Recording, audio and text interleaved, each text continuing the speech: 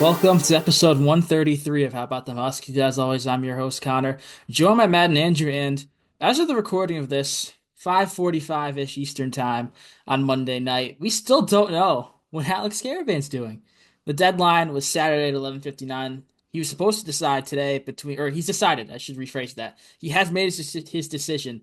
The announcement was supposed to come today between 4 and 5. It's 5:46 now. Still nothing. So we're on a bit of a time crunch here, so we're just going to talk about it. Maybe it'll break during this, maybe it won't, but I'll just start right there with you guys. What's your thoughts on how this whole process has gone down? Obviously, he's a UConn legend. He's done a lot for the program. He deserves some time to make his decision, but we're now, what, 42 hours or so since the deadline, and we still don't know? I mean, that's a little crazy to me.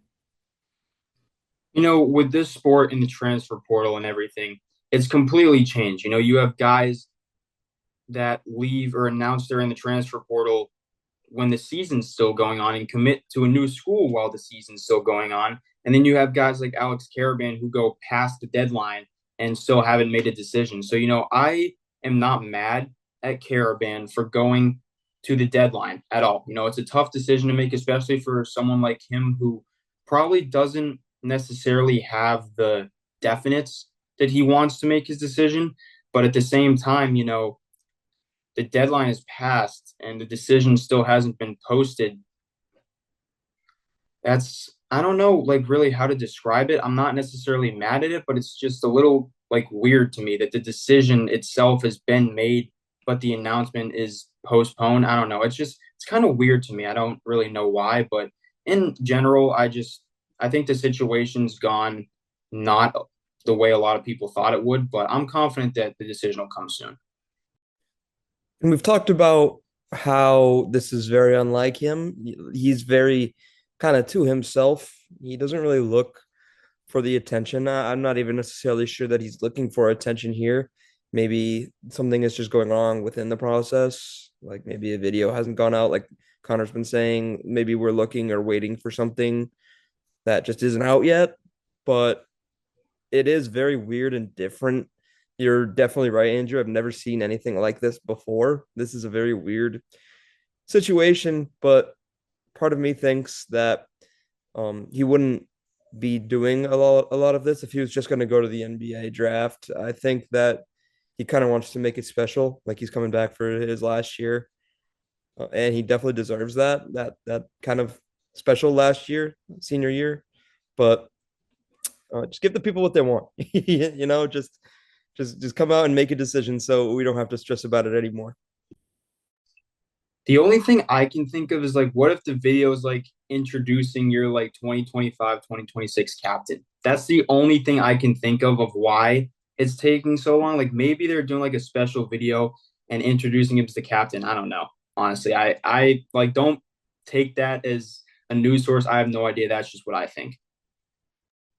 Yeah, it'd be very anticlimactic if we had to wait this long just for him to not come back. Obviously, I could easily see him gone because he's earned a spot to play in the NBA, even if he had a bit of a down year this year. He's done a lot for UConn, like I said in the open, but I don't know. I just feel like it'd be very weird if you're just going to the league, just go to the league. But at the same time, if you're coming back, just say you're coming back. Like why drag it out this long? It's one thing like you're waiting on a graphic or a video, like Matt mentioned. I mentioned before we talked about this before the show, but I don't know. Just why not make an announcement earlier? Like it was announced, not announced, but it was said that he decided yesterday. Well, the deadline was Saturday. He decided Sunday, so clearly something's off there.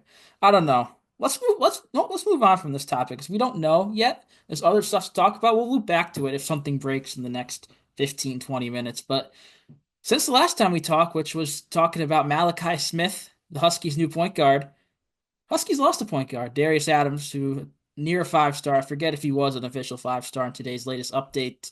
He decommitted from UConn. One of our four freshmen, him, Furphy, Mullins, and Ryba. Now it's just the latter three.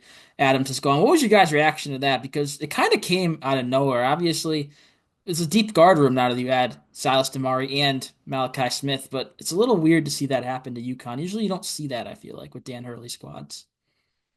Well, I would agree with you there. It doesn't really happen at UConn, but it can happen anywhere now, unfortunately, because of the whole transfer portal thing. We saw it even at Duke, Sheldon Henderson decommitted because probably Duke got more people back than they was expecting. When I made the same point when we were talking about Isaiah Abraham transferring out, when he committed here, he didn't think that he was going to be fifth in his position depth chart.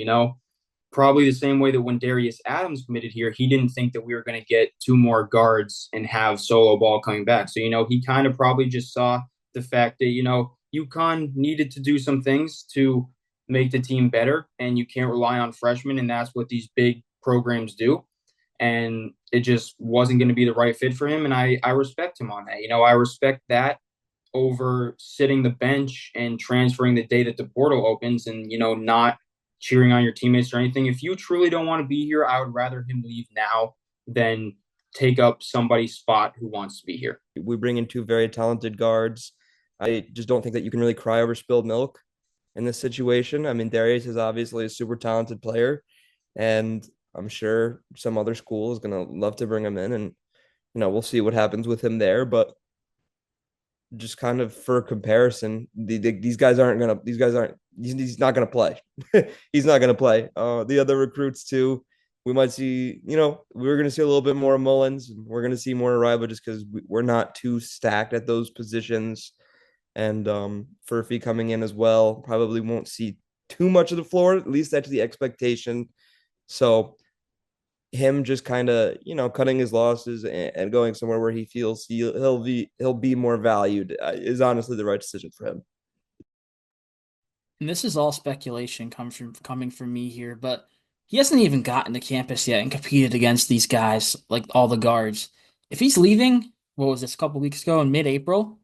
Clearly he thinks he's not good enough to compete with those guys. Obviously that's speculation, but if he doesn't think he can earn as a five-star, nearly a five-star, a spot in the rotation at UConn right away, especially when he's competing with fellow freshmen like Mullins and Furphy, I hate to use dodge the bullet because I don't feel negative remorse towards him, but maybe we did dodge a bullet there because it could be a whole situation where why is Adams not playing? Well, Adams isn't playing because Adams shouldn't be playing. But yeah, it's just a little weird, like I mentioned, to see him go, but obviously wish him the best. I think he's visiting Michigan State. That's where he's rumored he may end up. That was in his top three.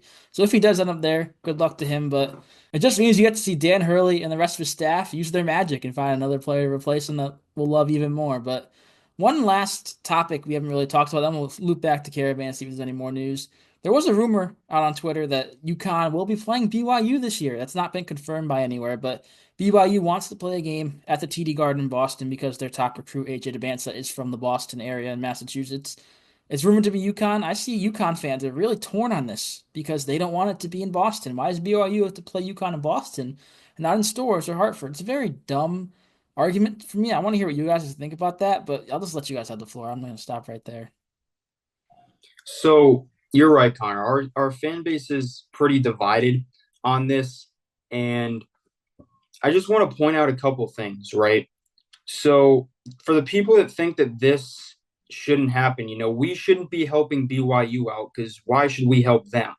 So what about Minnesota giving Paige Beckers a homecoming game? Or Canada giving Aaliyah Edwards a homecoming game? Or Ball State giving Nika Mule a game to play against her sister? We had 3 of those last year, 3 games that benefited our players. So let me guess, because it's UConn, that's okay? You got to think about the fact that AJ DiBansta is one of the best prospects that's ever probably come out of New England in general. Never mind the small state of Massachusetts. The kid deserves a homecoming game. He's got plenty of friends and family here, originally from Brockton, Mass, and he deserves a homecoming game. I'm not a BYU fan, but he deserves a homecoming game. And, the fans complain that we don't get enough games, and then we get enough big games, and then we get a big game, and you're whining because it's a TD Garden. TD Garden's 2 hours closer than Madison Square Garden to Stores, by the way. So it's not a travel issue, but if you don't want to make that trip, then don't. But I think it's going to be a great game and a great environment in Boston. I was actually going to make that same point about Madison Square Garden, how if this game was at Madison Square Garden, I don't think anybody would care. But the fact that it's, like you said, in Boston, it just kind of ruffles some feathers. I don't understand why. It's a great opportunity for everybody. Like I would love to go see that game. Love to go see that game at the Garden. Like you mentioned, a top prospect that we've had and quite a bit of time coming in and playing in his hometown. I mean, you would love to see that, not just from like a college basketball fan point of view, but from like a person point of view. I feel like you would just definitely love to see that kid come back and play in his hometown. He's gonna be 1 year at BYU and he's gonna go play in the NBA. He's gonna, play on these big stages all of the time. Might as well give him that first really big stage to kind of show off his skills. And I mean, why would you, as a UConn Huskies fans, not want that? That's good publicity. Yeah, I feel like everyone complaining about this game being in Boston, they'll still show up to Boston whenever the game is. They're not gonna say, "Oh, I'm protesting." Obviously, there's a lot of UConn alumni in the New York area, but Boston's not that far either. Like you said, Andrew, there's still a bunch there as well. It's just a really dumb argument. It's probably an argument because we're in April and there's 6, 7 months till games and people are bored. Honestly, this isn't the game that's even confirmed. This is as of now, a hypothetical matchup. Will it be confirmed? I hope, but we don't know that. So people are just complaining about nothing, pretty much. It's just that's what social media is these days, I guess. But you got any last thoughts on that BYU whole I mean, yeah, fiasco? the last time we played in Boston, it was a fantastic crowd both times, like UConn dominant, and that was for the NCAA tournament. Never mind. This game is going to be a whole UConn crowd. BYU is in where? Utah, right? Utah? Yeah, their fans aren't going to travel. I mean, AJ's going to have friends and family there, I'm sure, but this crowd is going to be UConn dominant, and it's like either Connor or Matt said, it's great publicity for this team to be playing in a 20,000 person arena again. And at the end of the day, you just have to realize that these massive games aren't going to be on campus anymore because college basketball has once again become so popular that these games unfortunately aren't going to be able to be played either on or off campus. They're going to have to be at neutral sites. And for God's sakes, it's not like we're playing in some middle of nowhere city. It's one of the best cities in the world, Boston, Massachusetts. So I just feel like the people that are hating on this are just kind of being a little bit miserable because there's no reason to hate on this. It's going to be a great game and a great time and great publicity for the program. So no reason to hate on it. But if you really don't want to go, don't go. I'm still waiting here on this Caravan decision. I'm trying to see what else we can talk about for a few minutes. There hasn't been a formal update yet, unfortunately, as I'm currently reading through stuff. You go. Tom Moore is the officially the GM of the UConn Huskies, Yeah, I don't which know if that's frees been a assistant officially official, coach. but no, you can we're fine. We're not like breaking rules. There's a rumor that Tom Moore is going to be moving off the bench to be the full-time GM, which he's kind of already doing at UConn already. Kind of GM, it's I don't even understand what GM does. They're lead NIL, lead Yeah, it's recruiting. like lead NIL. Like he's like I don't know. It's like a GM in sports. Like he's well, no crap.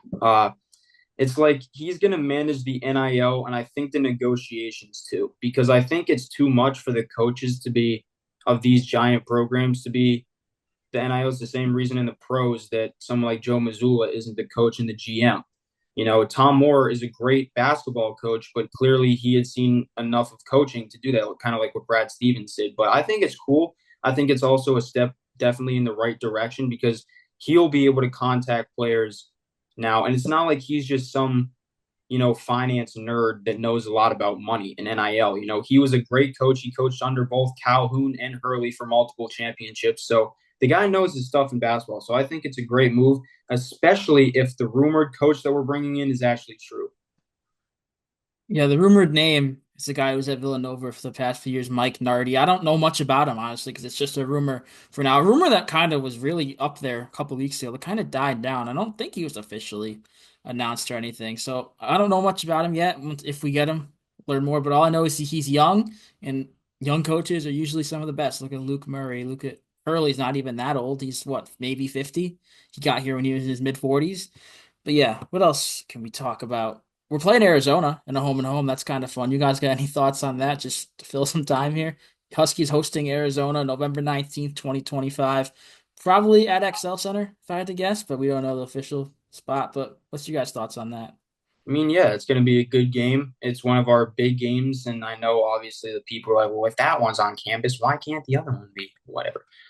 I think it's going to be a good game. They've got a lot of good players on that team, obviously, and I feel like Arizona is gaining my respect because teams like Duke and Kansas and Carolina, they'll never come to campus to play us. They'll always want neutral site or away. So credit to Arizona, honestly, for agreeing to come play in what's more than likely going to end up being Hartford. Also gives us the fun opportunity to play at James. Bryce James is going to play at Arizona, which I'm not sure how much he will play, but still, regardless, an exciting opportunity. Maybe we'll see LeBron in stores or Hartford. We don't know, but overall, it's just a good thing. It's good that we're kind of getting these one and ones. Hurley did say last year that we're going to kind of fade away from the preseason tournaments anywhere else in the country but the United States. And I'm kind of happy about that. It gives us more of an opportunity to stay, just kind of where we're comfortable, kind of bond as a team without having to go to somewhere crazy. Yeah, if you happen to see LeBron James walking through the XL Center concourse, just know he's there to see the Jacob Furphy masterclass and not his son. He knows what he's there for. But yeah, I agree. This game and the game that could potentially happen versus BYU, those are two Big 12 schools. Getting on the Big 12's good side, that could be interesting for something way down the line. Who knows? I mean, this isn't like a Big East Big 12 challenge that we're doing with either of these schools. We're just playing them to play them, which that's pretty good, Wait, especially we if have we that too. We have that too. We we have the Big do. East, I Big don't think 12, that's been announced. That as might have been well as that the. might be done. I You think those think are like so? out the window. I'm doing this Because live here. we've had it 3 years now. We had Oklahoma State, Kansas, Baylor, so it would be away because the last one was home. But we also don't forget we have home against Texas as well. It's not a thing anymore. It's Big not. East Big Dang, 12 battle. that Yeah, so sucks. this is kind of replacing it, I guess, then, but still it's games that we have to schedule on our own. It's not the leagues are scheduling for us. So yeah, that's right. We did the Texas game as well. There's for the past couple of years where it's kind of been a little dry. There's a lot of premier non-conference games in and around Connecticut, Texas, Arizona, potentially BYU. I don't know. I'm kind of just yapping in circles right now because I just want Caravan to make this decision. Let me refresh here. There's still nothing. We'll give it maybe one more minute or so here, and we'll wrap up. I know as soon as we stop recording, he'll announce, and this will be all for moot. But I guess I'll ask you guys for a last question. What do you think the decision will be? What do you think your final prediction that Alex Karaban is doing? There are three options. Either he declared and is done, declared with his eligibility, or staying at UConn. Which one are you guys picking? Think he's gonna stay. I kind of mentioned it before that I don't think he would be making a thing out of it if he was gonna leave. I think that it's very exciting that he is potentially gonna stay, and I think he knows that, and I think Hurley knows that, and I think they're kind of gearing up for one last ride here. Obviously going for that third national championship. So my final guess would be that he's going to stay, and that it's going to be kind of like a not like a Paige Beckers type situation where it's all about her, but it's going to be exciting. Yeah, I would also I'm pretty sure he's staying at this point because I feel like I said earlier, I think there's going to be an announcement of some kind about something. But I think he is going to stay. And I think that he might step into a different role, maybe back into the one that he was in the first 2 years before kind of the supporting cast that he had known since he was here left. But one more thing we can just waste time on is Stefan Castle. Not announced yet, but he was a finalist for the Rookie of the Year. He is more likely than not going to win it. It's really between him and Reese and I don't see them picking Reese but that's pretty awesome that UConn player is going to win Rookie of the Year. Not I want That's a good trivia question. When was the last time, if that's ever happened? Maybe Ray Allen or Rip Hamilton, but I don't think Kemba would have. Sheem to beat wasn't great. Has it ever happened? I'm looking. My gut would say no. So this Gut would might, be wrong. I'm gonna put wow. 04-1 Rookie of the Year A with the Mecca Bobcats. Okafor. Okay, so first time since, wow, in 20 years. So that would be Yeah, that would be exactly pretty 20. cool. Oh four, Good oh five. publicity as well. Yeah, that matters more than you think for recruiting. Seeing not that you send guys to lottery like we've been doing, rookie of the year in the NBA. I mean, maybe it doesn't matter too much. Like if you want to go to Duke, you're still gonna go to Duke. But you're look, hey, UConn had the rookie of the year in the NBA. UConn has another guy going maybe lottery, if not early mid first round. That's really interesting. They're bringing in 5 stars. But yeah, I'll do one final look, and if not, we'll call it. Yeah, we're calling it. There's nothing new. I guess I'll give my quick prediction. I do think he'll also be back. We're probably gonna go for 3 here, but it's just why would you build this up for him to leave? Why would you not just say I'm gone, rip the band-aid off? It just seems dumb to me. But yeah, if I don't know. Honestly, I don't. It's a lot of I don't knows the past 2 days, but I will. We will definitely post this episode, even if he ends up leaving. I just feel like it's fun commentary to kind of watch our live reaction, as we don't know what's going to happen. But maybe we'll do an episode soon once he makes that decision. If he ever makes a decision, maybe we won't find out until he is or isn't drafted, if he was in the draft or not. But yeah, that's all for this episode. If you listen to this, I don't know why. We didn't really break any news. We just talked about UConn fans complaining about BYU, but it's just a lot of fun. And yeah, we'll see you next time.